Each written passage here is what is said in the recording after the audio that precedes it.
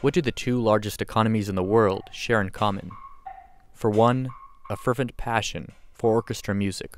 At the Juilliard School's 2018 Focus Festival in New York, China today, there are few traditional Chinese instruments on stage.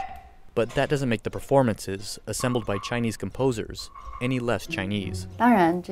Most of this event was featured through Western orchestra. However, you can find many Chinese musical elements in most of the melodies, harmonies, and other musical imagery throughout the whole performance. Joel Sachs, director of the festival and professor of music history, notes that one popular phenomenon among the festival's composers, and in Chinese music more broadly, is the use of nature images as a starting point for their compositions.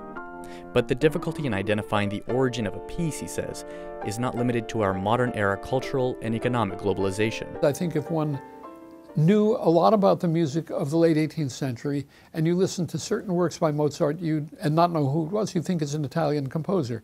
And I'm not just talking about opera, but his whole style. And yet, on other occasions, if you look at Mozart, you're sure he speaks German.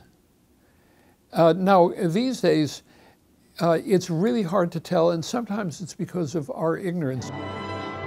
Chen Ling, one of China's most prominent young conductors and professor at the world-acclaimed Central Conservatory of Music in Beijing, conducted 3 works by influential contemporary Chinese composers Chen Qigong, Guo Wenjing, and the late Qiu Qian'er. The opening number can be roughly translated as chaotic picking, one that requires an infectious energy on stage.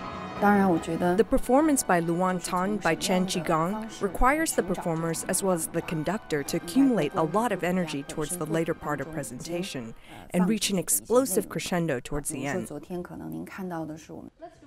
Now in its 34th year, the Focus Festival for Sax continues to be a process of discovery. It's the pleasure of seeing people suddenly realize that there's more music than they ever imagined existed in the world, and that it's kind of endless, and that if you're willing to explore, you never get bored.